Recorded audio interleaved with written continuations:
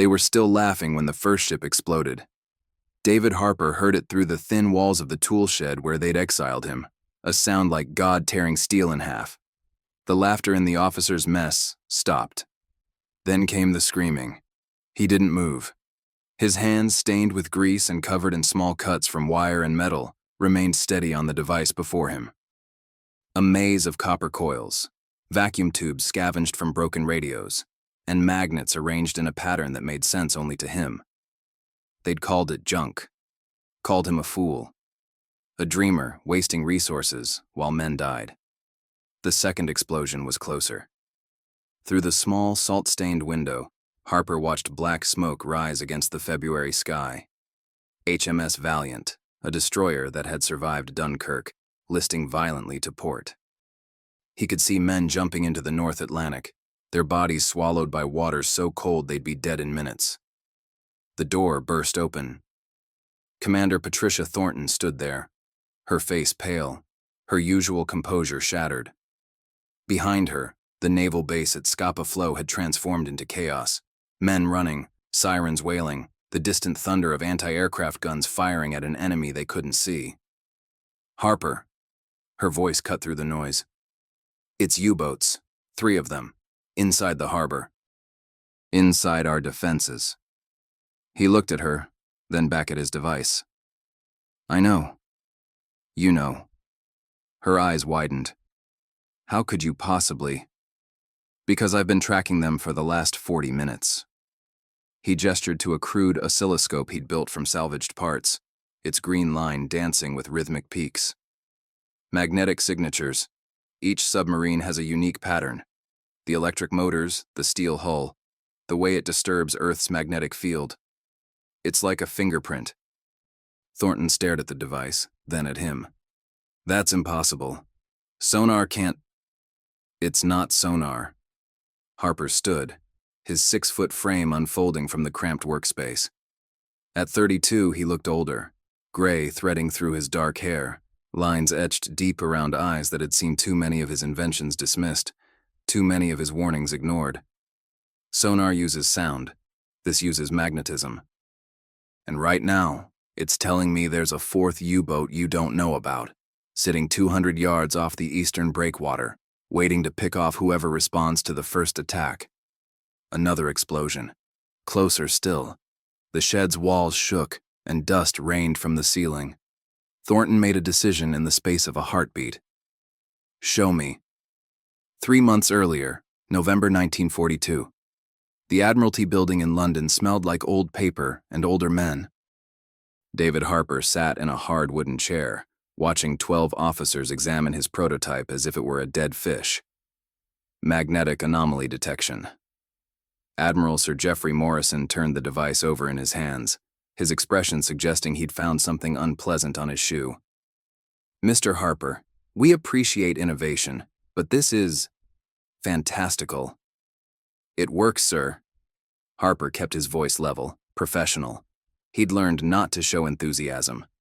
Enthusiasm made them dismiss you faster. I've tested it in the Thames, in Portsmouth Harbor, in controlled conditions. Morrison set the device down with a thud that made Harper wince. The ocean is not a laboratory, Mr. Harper. It's chaos. Currents, temperature variations, magnetic interference from every piece of steel in the water. Your device would be overwhelmed with false readings.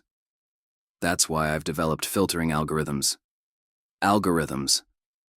Captain James Whitmore laughed, a sound like breaking glass. Gentlemen, the man wants to hunt submarines with mathematics. The room joined his laughter. Not cruel laughter. Worse than that. Dismissive laughter. The kind reserved for children who suggest building wings from feathers and wax. Harper felt the familiar weight settling in his chest. The same weight he'd felt at Cambridge when his professors had called his theories imaginative but impractical.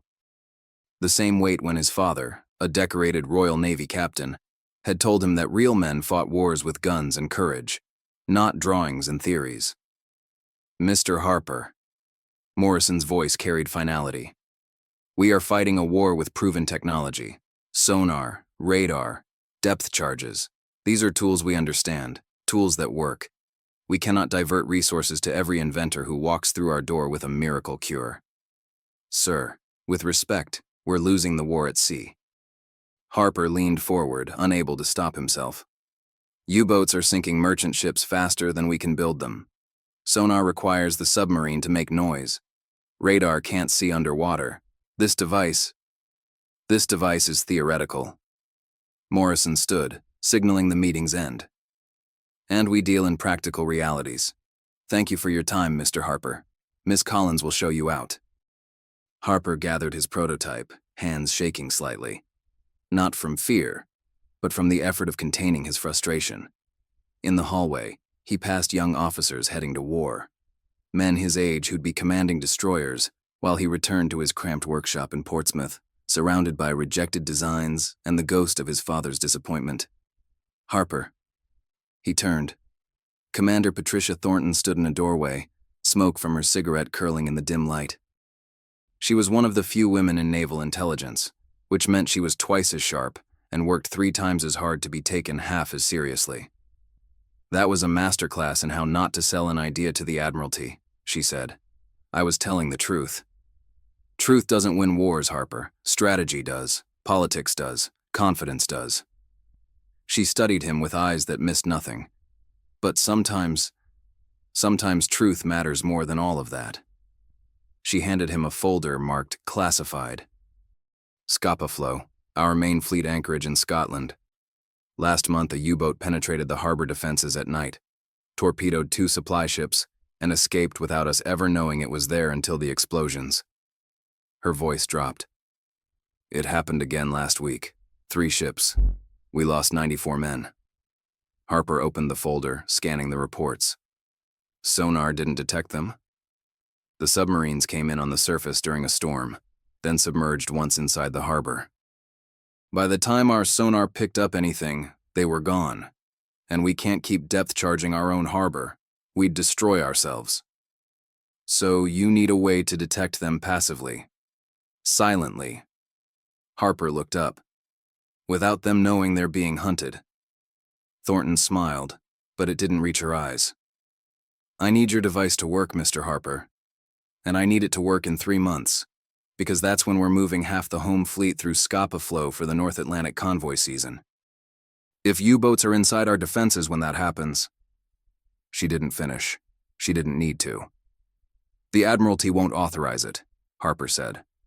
The Admiralty doesn't need to know. Not yet. Thornton crushed her cigarette under her heel. I'm assigning you to Scapa-Flow as a civilian technical consultant. You'll have access to a workshop, basic supplies, and exactly 0 official support. If your device works, we'll tell everyone it was brilliant planning. If it fails, I was never there. Precisely. Thornton turned to leave, then paused. Harper, those men in that room, they're not wrong to be skeptical. The ocean is chaos.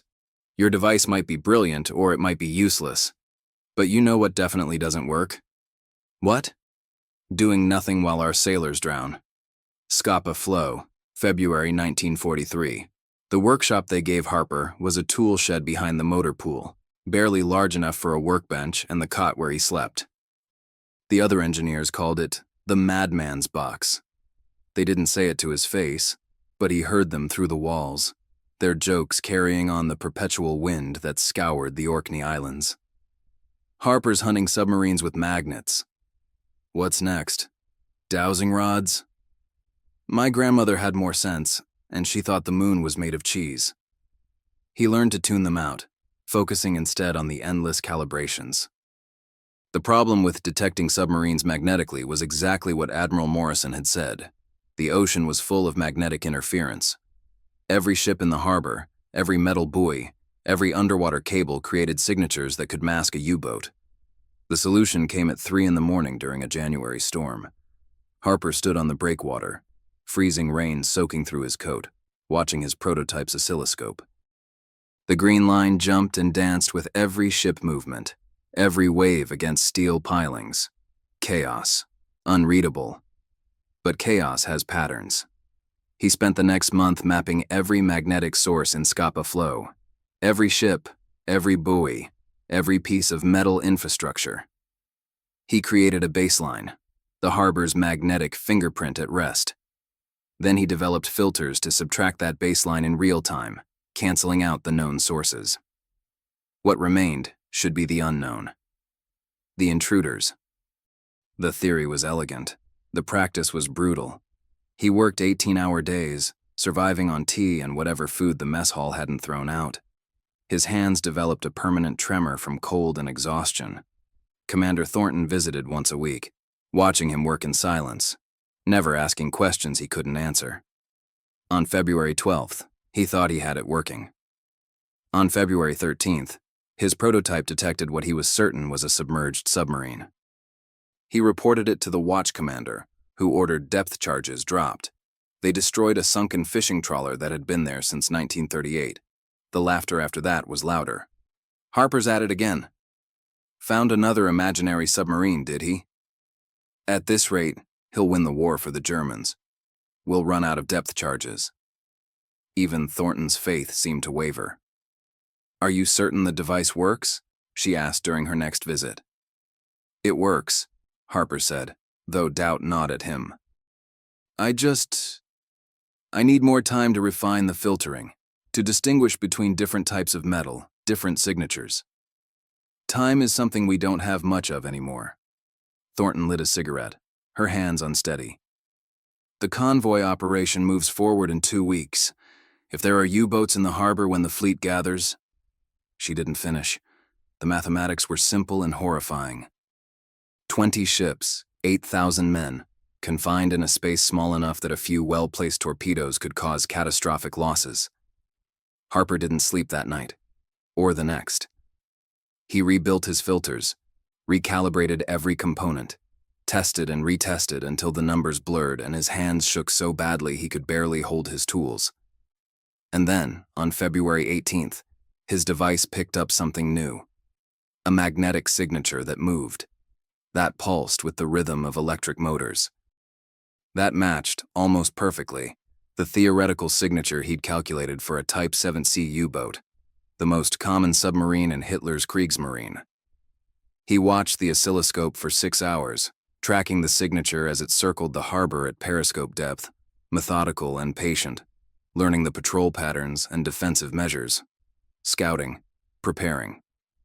At midnight, Harper walked to the administration building where Thornton worked late most nights. He found her at her desk, surrounded by maps and casualty reports.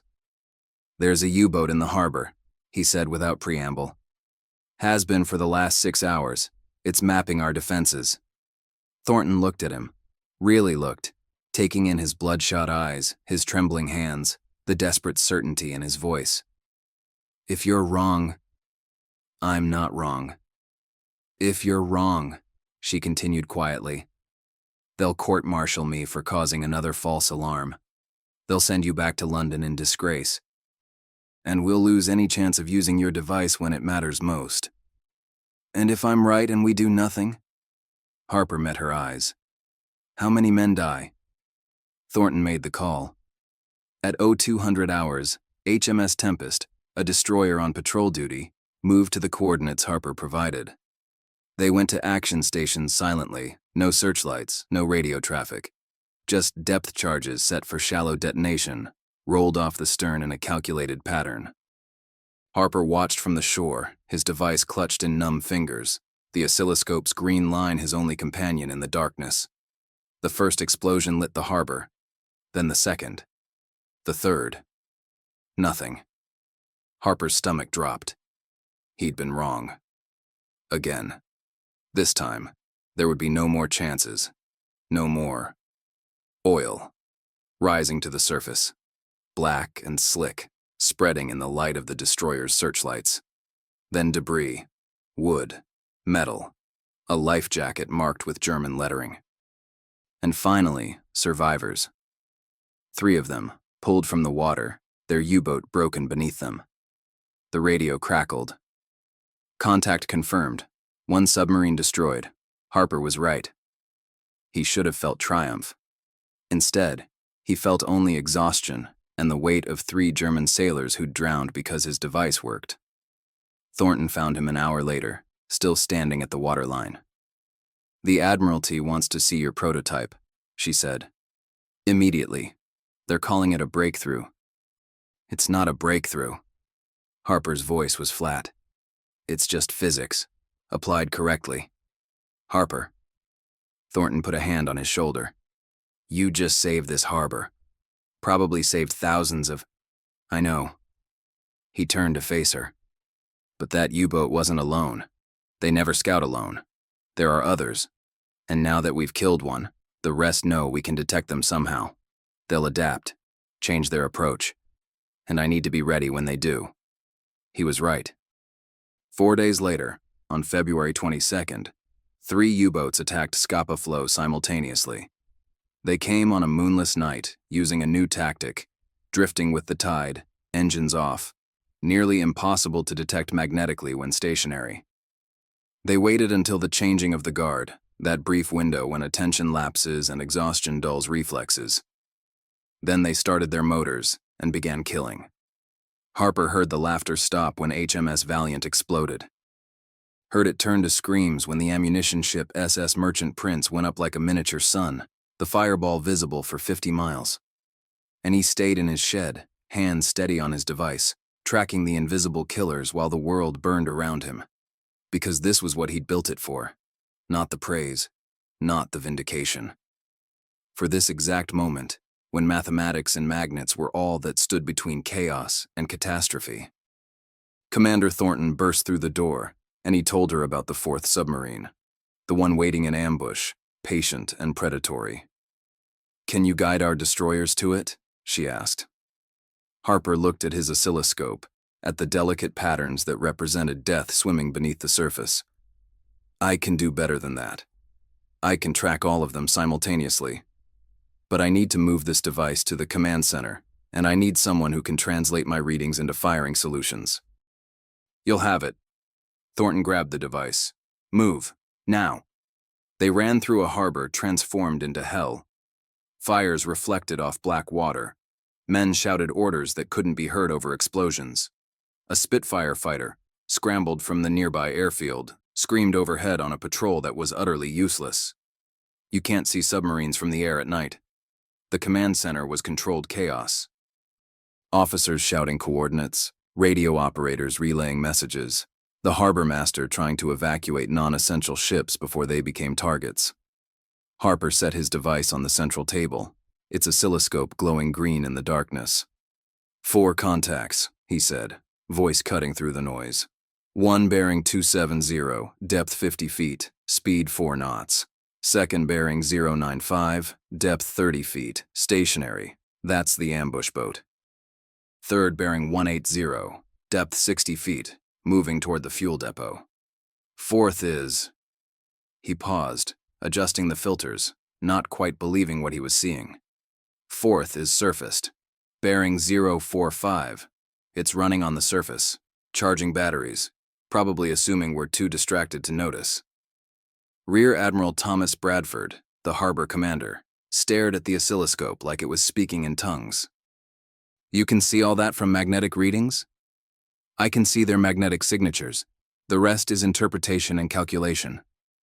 Harper pointed to different peaks on the scope. "This one's the immediate threat. It's heading straight for the fuel depot. If it hits that, the entire harbor goes up." Bradford made his decision. "All ships, emergency channel, target coordinates." He looked at Harper. For the next 40 minutes, Harper became the eyes of Scapa Flow's defense. His voice, hoarse from exhaustion, steady from necessity, called out positions, vectors, speeds. Destroyers moved on his word. Depth charges fell where he told them to fall. The first U-boat died when HMS Intrepid dropped a perfect pattern directly above it, the explosions so close together they merged into one continuous roar. The submarine surfaced, broken, sinking stern first, as survivors scrambled from the hatches. The second, the ambush boat, tried to run when it realized it had been detected. It made it 200 yards before HMS Relentless caught it, depth charges cracking its pressure hull like an eggshell. The third, heading for the fuel depot, got closest to succeeding. Harper tracked it through a maze of anchored ships, his calculations racing against time, until finally, 70 yards from the fuel tanks, HMS Tempest put 3 depth charges directly underneath it. The explosion was so violent it lifted the destroyer's stern out of the water. The 4th submarine, caught surfaced and vulnerable, crash-dived immediately. But submarines on emergency dive are slow, noisy, and desperate. Every destroyer in the harbor converged on it, Harper coordinating them like a conductor leading an orchestra. An orchestra of death. When it was over, 4 U-boats lay broken on the harbor floor. 97 German sailors dead or captured. And Scapa Flow, bloodied, burning, but alive, began the work of counting its own losses. 2 ships sunk. 143 British sailors dead. Harper stood in the command center, staring at his oscilloscope's now quiet display, feeling nothing but hollow. "You did it." Bradford's voice was rough with smoke and emotion. "If you hadn't detected them. God, if you hadn't detected them." "I did detect them." Harper's hands were shaking again, the adrenaline draining away. "Just not soon enough to save everyone." "Son." Bradford gripped his shoulder. "In war, we don't get to save everyone. We get to save who we can. Tonight, you saved thousands." Maybe. But Harper could only think about the 143 who'd still died. The 3 German sailors from the first U-boat. The 97 from tonight. Numbers that had faces, families, futures that ended in dark water. Thornton found him at dawn, sitting on the breakwater, watching the sunrise paint the oil-slicked harbor in shades of red and gold. "The Admiralty is on the phone," she said, sitting beside him. "They want your device, plural. They want 50 devices, installed on every major ship and naval base in the fleet. They're calling it the most significant defensive innovation of the war. They laughed at me 3 months ago. They did." Thornton lit a cigarette with hands steadier than his. "And they'll laugh at the next inventor who walks through their door with an impossible idea. That's how institutions work, Harper. They resist change until change proves itself in blood. That's a terrible system." "It is. It absolutely is." She blew smoke into the cold morning air. "But it's the system that's going to win this war, because when good ideas finally prove themselves, we can scale them, industrialize them, turn one man's genius into an entire fleet's advantage." Harper watched salvage crews working on the sunken ships, pulling bodies from the water. "What if my device hadn't worked? What if I'd been wrong and we'd wasted time on a useless invention while real solutions went unfunded?" "Then you'd have been wrong, and we'd have tried something else." Thornton stubbed out her cigarette. "But you weren't wrong, Harper. You were right, and sometimes being right at the right moment is worth all the times people laughed." She stood, brushing ash from her uniform. "Get some sleep. Tomorrow, you're going to teach the entire Royal Navy how to hunt submarines with magnets, and they're going to listen to every word you say. Because I proved it works." "No." Thornton smiled, genuine this time. "Because you saved their lives. There's a difference." Harper did sleep eventually. 14 hours straight, his dreams filled with oscilloscope traces and drowning men. When he woke, the Admiralty had already begun mass production of his device. Engineers were arriving from London to learn how it worked. Officers who'd dismissed him 3 months ago now called him Sir and asked his opinion on fleet deployment. The device that had been called junk was now classified as one of Britain's most closely guarded secrets. But Harper knew the truth that military bureaucracies always learn too late. Innovation doesn't wait for permission. The U-boats would adapt. German engineers were probably already analyzing the wreckage, figuring out how they'd been detected. They'd develop countermeasures, degaussing systems to reduce magnetic signatures, new tactics to exploit the device's limitations. And he'd need to adapt faster. That night, alone in his shed, no longer a place of mockery but now deemed too valuable to relocate, Harper rebuilt his prototype. He added new filters, new detection algorithms, new ways to distinguish friend from foe. Because the war wasn't over. It was just entering a new phase. A phase where invisible weapons fought invisible battles, where mathematics killed as surely as torpedoes, where a man who'd been laughed at for believing in impossible things now carried the weight of thousands of lives on his shoulders. Outside, Scapa Flow had returned to its routine. Ships moved in and out. Sailors went about their duties. The fires were extinguished, the dead buried, the wounded treated. But beneath the surface, literally and figuratively, everything had changed. Harper checked his oscilloscope one more time before sleep. The harbor's magnetic baseline, steady and normal. No intruders. No invisible killers. Tonight. Tomorrow, who knew? The device hummed softly in the darkness, a lullaby of copper coils and vacuum tubes, singing its electromagnetic song that only Harper could hear. And somewhere in the North Atlantic, in the Wolfpack coordination centers where German U-boat captains planned their next attacks, someone was reading the casualty reports from Scapa Flow. Reading them, and wondering, how did the British suddenly learn to see in the dark? Harper smiled grimly at that thought. Let them wonder. Let them adapt. He'd be ready. The telegram arrived on March 15, 1943, delivered by a young sailor whose hands shook as he handed it to Harper. Kriegsmarine Headquarters, intercepted communication, decoded. British possess new detection capability, magnetic-based. 4 boats lost Scapa Flow. All Atlantic operations to cease until countermeasure developed. Capitan Klaus Richter assigned to neutralize threat. Target the inventor. Harper read it twice, his coffee going cold in his hand. Commander Thornton stood across from him, in what was no longer a tool shed, but had been redesignated Magnetic Research Laboratory Alpha, though everyone still called it Harper's box. They know it's you specifically? Thornton's face was carved from stone. They know someone invented it. And intelligence isn't hard. How many civilian engineers are working at Scapa Flow on classified projects? Harper set the telegram down carefully, as if it might explode. Who's Klaus Richter? One of their best. Thornton pulled out a file, photographs spilling across the workbench. A man in his 40s, iron-gray hair, eyes that had seen too much ocean. U-boat ace. 23 ships sunk. But more importantly, he's an engineer himself. Studied at Technical University of Berlin before the war. If anyone can figure out how to beat your device, it's him. And if he can't figure it out, then he'll kill you instead. Thornton's bluntness was almost refreshing. We're moving you to London, protective custody. You can continue your work from... No. Harper, no. He stood, pacing the small space. If I leave, Richter wins. The device becomes just a machine that someone else operates. Someone who doesn't understand its limitations, who can't adapt when the U-boats change their tactics. And they will change. They have to. Better the device is less effective than you're dead. Harper turned to face her. Commander, how many ships have we saved in the last 3 weeks? Thornton's jaw tightened. 17 confirmed U-boat detections. 11 kills. 6 forced to surface and surrender. 0 British ships lost to submarine attack in protected waters. 0.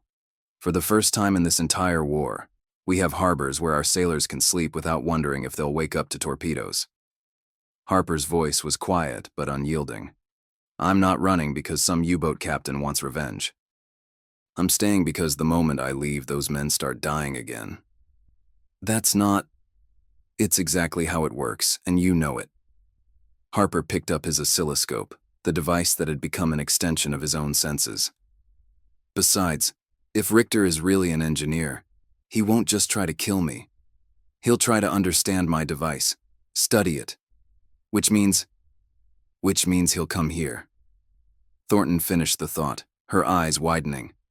To Scapa Flow. He'll try to infiltrate our defenses to see how the detection system works.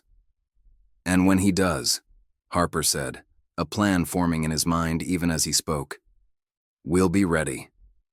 3 days later, the North Sea at night was a different kind of darkness. Absolute, suffocating, alive with sounds that played tricks on the mind. Harper stood on the deck of HMS Watchman, a converted trawler that looked like easy prey, but bristled with hidden depth charges, and carried his most advanced detection prototype. "You're sure about this?" Lieutenant James Crawford, the boat's commander, was 24 and looked younger. "Using yourself as bait?"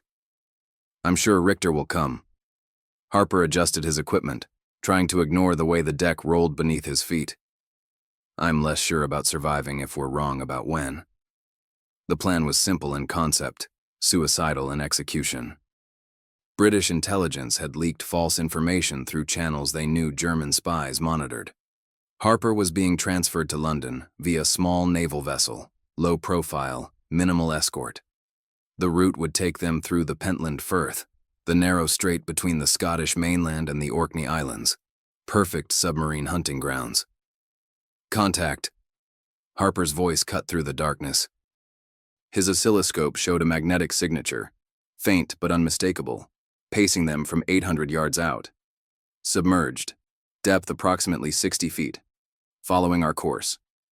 "Just one?" Crawford's hand moved to the radio. "So far." Harper watched the trace, his mind calculating vectors and probabilities. But Richter wouldn't come alone. He's too smart for that. There are others. Deeper. Quieter. As if summoned by his words, 2 more signatures appeared on his scope. Fainter than the first, almost invisible against the ocean's magnetic noise. Almost. 3 contacts now, Harper reported. The first is the scout. The other 2 are waiting for us to commit to attacking it. "A trap." Crawford's voice was tight. "A very good one." Harper's fingers danced across his equipment, filtering and analyzing. "The scout will let us hit it with depth charges, make us think we've won. Then when we're distracted, celebrating, the other 2 surface and put torpedoes into us at point-blank range. So what do?" Harper smiled in the darkness. "We spring the trap, but not the way they expect." He picked up the radio handset. "This is Harper. All units, execute Phantom Protocol on my mark." Around them, invisible in the night, 5 other British vessels altered course. Not destroyers, too obvious. These were trawlers, fishing boats, coastal patrol craft. Each one equipped with Harper's detection devices. Each one moving into position with the precision of a chess master positioning pieces. "The scout's still following us," Crawford observed. "Good. Let it." Harper watched his scope. "It needs to believe we're alone and vulnerable. The others need to believe they're about to score an easy kill." Minutes passed like hours. The watchman continued on course, a lamb wandering through wolf territory.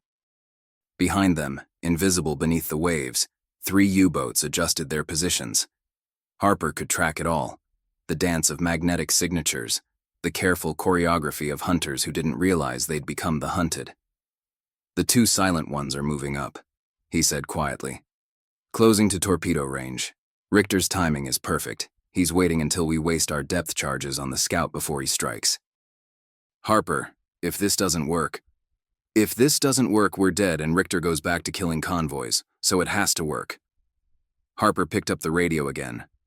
"All units, on my mark, illuminate targets and fire. 3, 2, 1, mark." The night exploded into day. Searchlights from 5 vessels lanced through the darkness, converging on 3 points in the water. Depth charges arced through the air, their trajectories calculated not by sonar, which could be deceived, but by Harper's magnetic readings, which couldn't. The ocean erupted. The scout U-boat surfaced first, its conning tower breaching in a geyser of white water, immediately hammered by gunfire from 2 directions. The second submarine tried to dive deeper, but Harper had predicted that. The depth charges fell in a pattern that created a wall of pressure, crushing the hull like a tin can. The third U-boat, Richter's boat, Harper was certain, didn't try to run or dive. It surfaced, deliberately, almost gracefully. The conning tower hatch opened, and men poured out, hands raised in surrender. The U-boat's deck gun remained covered, its torpedo tubes closed. A white flag rose on a makeshift pole. "Hold fire!" Crawford shouted. "Hold fire!" The ocean calmed. Debris and oil slicked the surface. The 2 destroyed U-boats were already sinking, taking their crews with them. But Richter's boat sat on the surface, lit by searchlights, waiting. A figure climbed onto the conning tower. Even from 300 yards, Harper recognized him from the photographs, Klaus Richter. The German captain looked directly at the watchman, directly at Harper, and raised one hand in what might have been a salute or an acknowledgement. Then he cupped his hands around his mouth and shouted in accented but clear English, "Impressive, mister." "Harper, you've won this round." Harper grabbed a megaphone from Crawford. "Surrender your vessel, Capitan Richter." "I already have," Richter's voice carried across the water. "But first, I have a question. Professional curiosity. This isn't a social call. How did you filter the magnetic noise?" Richter ignored the guns pointed at him, focused entirely on the problem. The ocean's magnetic field varies constantly. Temperature, salinity, current, all of it creates interference. "How did you isolate our signatures?" Harper should have stayed silent, should have let Crawford handle the surrender. But there was something in Richter's voice, not desperation or fear, but genuine scientific interest. One engineer talking to another, even as their countries tried to kill each other. "Baseline mapping," Harper shouted back. "I mapped every magnetic source in the area, created a reference pattern, then subtracted it in real time. Any deviation from baseline is a potential target." Brilliant. Even across the water, Harper could hear the admiration in Richter's voice. "We tried degaussing, reducing our magnetic signature. But you're not looking for specific signatures. You're looking for changes in the field itself." "That's enough," Crawford cut in. "Richter, order your crew into life rafts, then scuttle your vessel." Richter's smile faded. He looked at his submarine, at his crew, then back at Harper. "You know this won't end the war," he called out. "We'll adapt, find new tactics. There are already engineers in Kiel working on countermeasures." "I know," Harper replied, "and I'll adapt faster. Perhaps." Richter paused. "In another life, Mr. Harper, we might have been colleagues, maybe even friends. You have the mind of a true engineer. In another life, we wouldn't be trying to kill each other." "No, we wouldn't." Richter turned to his crew, giving orders in German. Men began climbing into life rafts, abandoning the submarine that had been their home, their weapon, their shield against the ocean's hostility. Harper watched through binoculars, as Richter was the last to leave, as tradition demanded.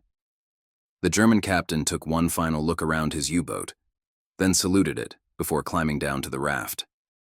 "Should we take them prisoner?" Crawford asked. "Yes." Harper lowered the binoculars. "And I want to talk to Richter, properly, not across 300 yards of ocean." "Why?" "Because he's right. This won't end the war. The Germans will adapt, and I need to know how they're thinking. Who better to tell me than one of their best captains?" Harper turned to face Crawford. "And because sometimes the enemy you understand is less dangerous than the one you don't." 2 hours later, Scapa Flow. Klaus Richter sat in an interrogation room, a cup of tea steaming before him. He hadn't touched it. Across the table, Harper studied the man who'd been sent to kill him. "You could have run," Harper said. "Submerged deep, gone silent. My device has limits. If you'd stayed below 200 feet, moved slowly enough, you might have escaped." "I could have." Richter's English was precise, educated. "But then you would have refined your device to detect deeper, slower targets. And more of my countrymen would have died testing those improvements." He finally picked up the tea. "I'm tired, Mr. Harper. Tired of sending young men to die. Tired of being hunted like an animal. When your trap closed, I realized something. I could keep running, keep fighting, keep killing and being killed. Or I could end my war with some dignity intact. That's not very German of you. The propaganda says you fight to the last man." "Propaganda." Richter's laugh was bitter. "You know what they don't tell you? The pressure hull of a Type 7C U-boat can withstand depths up to 250 meters. But the human mind breaks much faster than steel. I've watched boys, 17, 18 years old, go mad from the silence, the darkness, the waiting. I've had men beg me to surface during depth charge attacks because drowning seemed better than being crushed in a steel coffin. He met Harper's eyes. You've built a device that hunts submarines. I've lived in submarines. We both know what we're really discussing here isn't technology. It's death. Efficient, mechanical, impersonal death. Harper was silent for a long moment. Then why did you become a U-boat captain? The same reason you became an inventor, I suspect. Because I was good at it. Because solving problems felt like purpose. Richter set down his tea. And because when you're young, you believe in causes. Germany, Britain, flags and anthems and noble sacrifices. Then you watch enough men die, and you realize that most of them didn't care about causes. They cared about the man next to them, about going home, about one more sunrise. Is this the part where you tell me to stop building weapons? No. Richter shook his head. You'll keep building because men like us don't know how to stop. It's our nature. We see problems and we solve them, regardless of consequences. I'll tell you something better. Your device has a fatal flaw. Harper leaned forward. And you're just going to tell me what it is? Why not? The war's over for me, and honestly, Mr. Harper, I'm curious if you've already figured it out. Try me.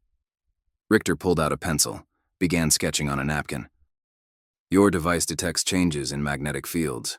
Brilliant, but magnetic fields interact with each other. If I had 10 submarines, I could position them in a formation where their combined magnetic signatures cancel each other out. Destructive interference.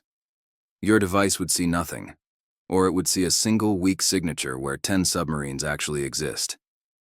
Harper stared at the sketch. He'd considered interference patterns, but not coordinated interference. Not submarines deliberately arranging themselves to create magnetic blind spots. How many of your colleagues have figured this out? He asked quietly. Klaus! A British intelligence officer burst into the room.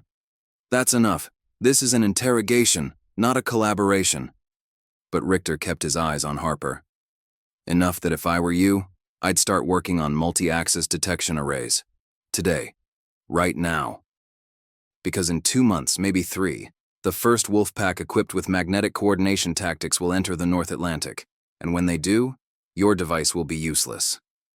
The officer grabbed Richter's arm, pulling him toward the door. Why tell me this? Harper called after him. Richter paused at the doorway. Because you and I, we're not really enemies. We're just engineers who had the misfortune of being born on opposite sides of a line some politicians drew on a map. The real enemy is ignorance, complacency, the belief that one innovation wins wars. He smiled sadly. And because I'd rather be defeated by excellence than mediocrity. Make your device better, Mr. Harper. Make it brilliant. Give me something worthy of the time I spent hunting you. Then he was gone, escorted to wherever prisoners of war spent their remaining years, waiting for history to decide which side was right and which was merely victorious. Harper sat alone in the interrogation room, staring at the napkin sketch. Destructive interference, coordinated magnetic masking. Richter had given him a weapon against his own invention. Why? The answer came as he studied the drawing, because Richter knew Harper would solve it eventually. Better to solve it now, with warning, than in 3 months with ships burning and men drowning. One engineer helping another, even across the battle lines. Even if it meant betraying his own side's temporary advantage. Harper folded the napkin carefully, put it in his pocket, and went to find Commander Thornton. There was work to do. April 1943. 3 weeks later. The new detection array looked like 3 of Harper's original devices arranged in a triangle, each one sampling the magnetic field from a different angle. By comparing the readings from all 3 simultaneously, the system could detect interference patterns and reconstruct the true number and position of submarines, even if they were trying to hide through magnetic coordination. Theory said it would work. Theory had been wrong before. Harper stood in his laboratory. They'd finally given him a real one, with actual equipment and assistance, surrounded by oscilloscopes, calculation sheets, and the ever-present smell of solder and coffee. He hadn't slept more than 4 hours a night since his conversation with Richter. You need rest. Thornton appeared in the doorway, a familiar refrain. "I'll rest when it's finished." "It's never finished. You said that yourself." She crossed to his workbench, studying the prototype. "The first units are being installed on convoy escorts next week. You've done more than anyone had a right to expect." Richter said 2 months. It's been 3 weeks. "That gives me 5 weeks to make sure this actually works." Harper adjusted a vacuum tube, checked a calculation. What if he was lying? What if this whole thing is misdirection, and the real counter-tactic is something completely different? Then we adapt again. Thornton put a hand on his shoulder, stopping his work. "Harper, listen to me. You're not responsible for winning the entire war. You're one man with one idea that happened to work at the right time. That's enough." "Is it?" Harper turned to face her. "Because I can't stop thinking about those German sailors. The ones from the U-boats we sank. They had families, dreams. Maybe some of them were engineers too, forced into uniform just like Richter. And I killed them with mathematics. The war killed them. You just gave us a better tool for surviving it. That's a distinction without a difference." Thornton was quiet for a moment, then pulled out a folder. "HMS Dauntless. A destroyer that was in the Mediterranean when your device was installed 3 weeks ago. Yesterday, it detected and sank 2 U-boats that were stalking a supply convoy. The convoy made it through intact. 600 men didn't die because of those supply ships reaching their destination." She opened the folder, showing photographs. Ships, sailors, men who looked impossibly young. "You want to think about the Germans you killed? Fine. But also think about the British you saved, the Americans, the Canadians. Think about the merchant sailors who can now cross the Atlantic with something better than prayers and hope." She closed the folder. "War doesn't give us clean choices, Harper. It gives us terrible ones and slightly less terrible ones. Your device is a slightly less terrible choice." Harper looked at the photographs. Faces that might have been corpses if not for magnetic coils and vacuum tubes and one engineer who refused to stop trying. "Richter said I have the mind of a true engineer," he said quietly. He meant it as a compliment, but I'm not sure it was. Engineers solve problems, but we don't always think about whether the problem should be solved, or what solving it creates. Then you're already better than most. Thornton collected the folder. Because you're asking that question. Most men build weapons and never lose sleep over who they kill. You're not most men. She turned to leave, then paused at the door. For what it's worth, Harper, if the situation were reversed, if you were the U-boat captain and Richter the inventor, I believe he'd be having the same crisis of conscience. That's what made your conversation dangerous, not the tactical information he gave you, but the recognition that your enemy is human, has thoughts, fears, reasons for fighting that might even be understandable. Is that supposed to make me feel better? No. It's supposed to make you better at your job. Because the moment you stop seeing the enemy as human is the moment you start building weapons for the sake of weapons, rather than for the sake of the people you're protecting. May 1943. Richter's prediction proved accurate. On May 14th, a wolf pack of 8 U-boats attacked convoy HX-237 in the North Atlantic. They'd been arranged in what Harper's captured documents called a magnetische Schatten formation, magnetic shadow formation, positioned precisely to create destructive interference in any single-axis magnetic detection system. They sank 4 merchant ships before anyone realized what was happening. But HMS Guardian, equipped with Harper's 3-axis detection array, saw through the deception. The triangulated readings revealed not one weak signature, but 8 distinct submarines, their positions plotted with enough accuracy that depth charges could be deployed with surgical precision.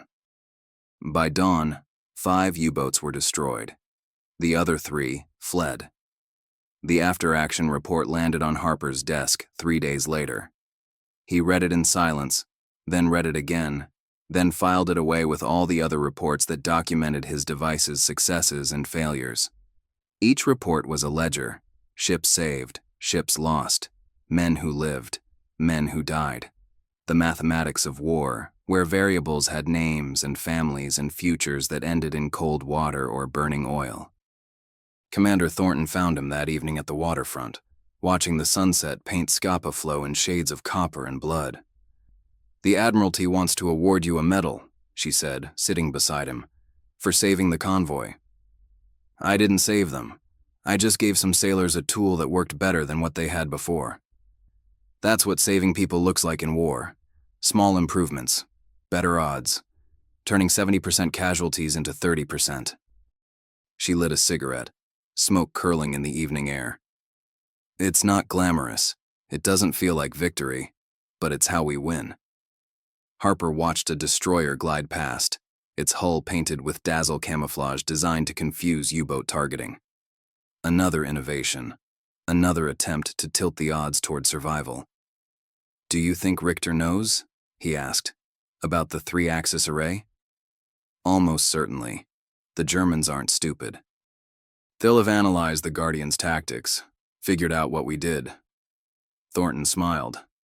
"And right now, somewhere in Germany, there's probably an engineer having the same crisis of conscience you're having, trying to figure out how to beat your new device. And the cycle continues. Until one side runs out of engineers, runs out of resources, or runs out of will to keep fighting. That's what war is, Harper. Not noble causes or grand strategies, just exhaustion. The side that exhausts last wins." They sat in silence as the sun sank lower, the harbor's magnetic baseline humming invisibly around them, ships and steel, and the electromagnetic fingerprint of human endeavor. "I got a letter today," Harper said quietly, "from the wife of one of the German sailors, Klaus Richter's boat. She somehow found out I was the one who designed the device that captured her husband. She wanted me to know that he's alive in a POW camp in Canada, that he's well treated. That he sends her letters talking about the garden he's planting, the English he's learning, the hope that maybe, someday, this all ends." That must have been difficult to read. The last line. Harper pulled the letter from his pocket, though he'd already memorized it. "Thank you for letting him surrender. For giving him the chance to come home when this is over. Not all inventors would have built a weapon that offers that choice."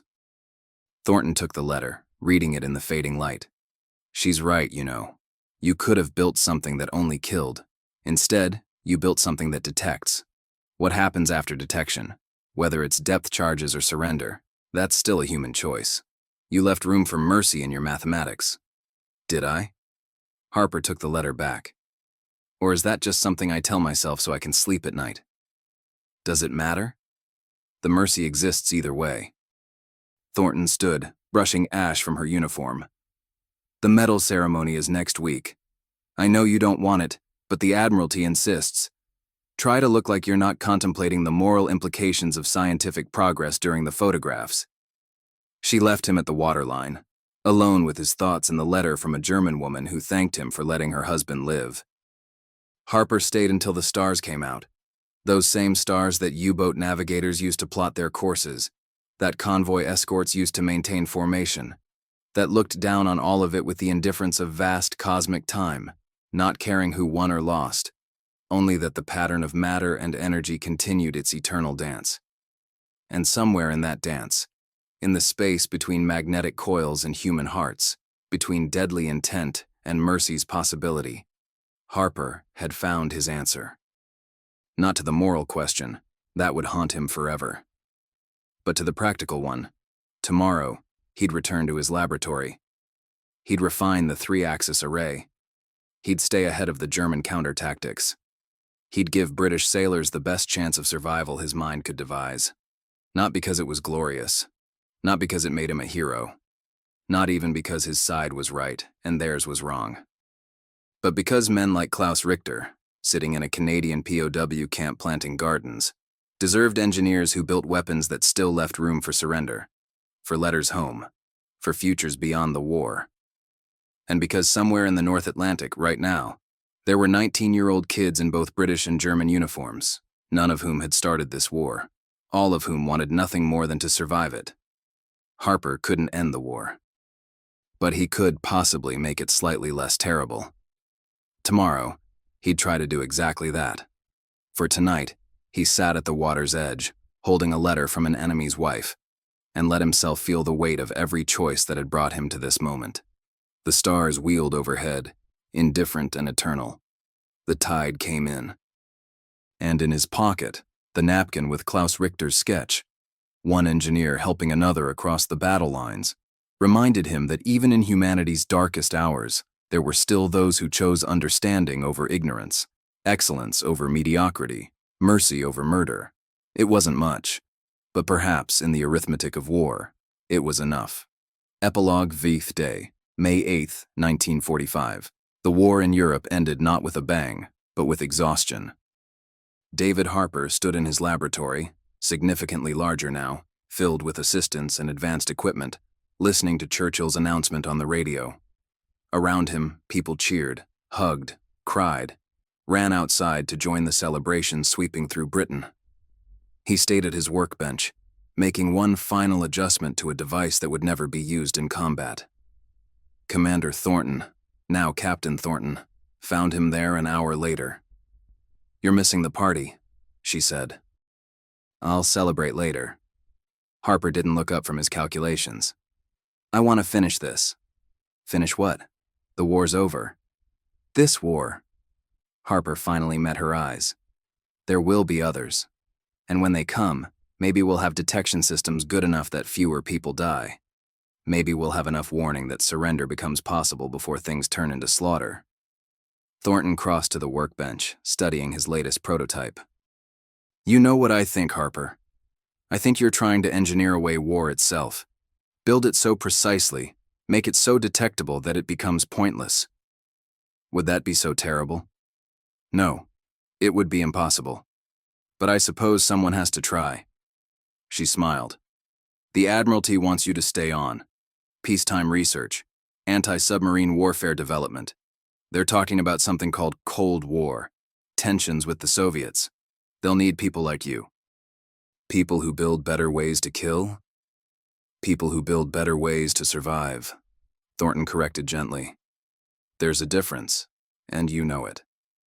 Harper thought about Klaus Richter, who'd been repatriated 2 months ago, who'd sent one final letter thanking Harper for their conversation, for the chance to see his family again, who'd promised that if they ever met in peacetime, the first round would be his.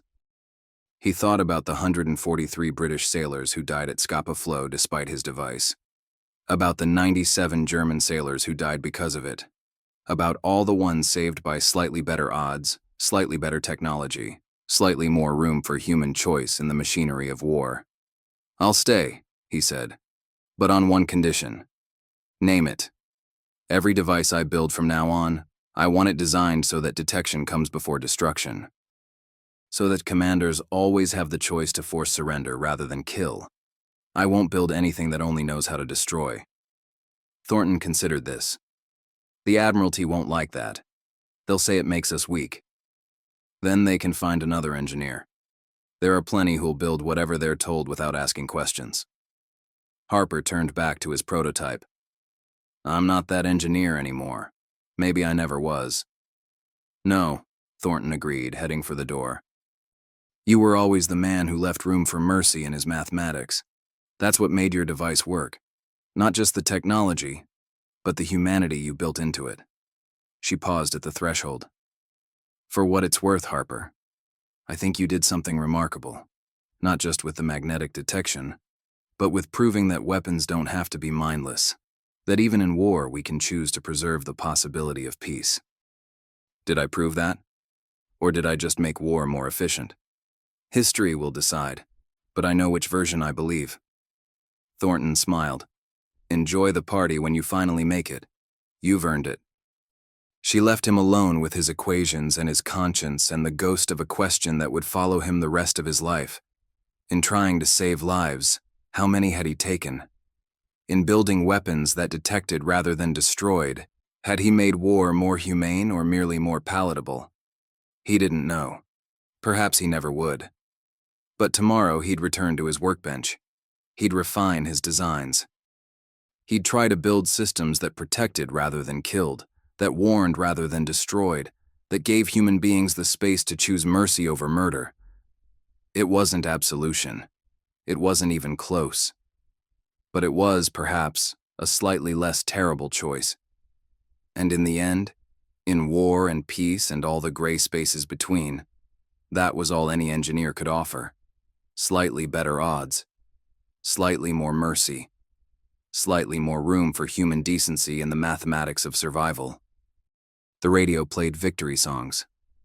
Outside, Britain celebrated. Inside, David Harper worked on the next problem, trying to engineer a future where detection mattered more than destruction, where understanding mattered more than killing, where even enemies could recognize each other's humanity across the battle lines. It was impossible, probably, but someone had to try.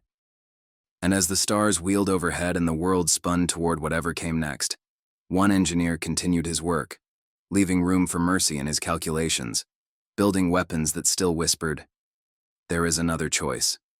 There is always another choice. Choose." The end.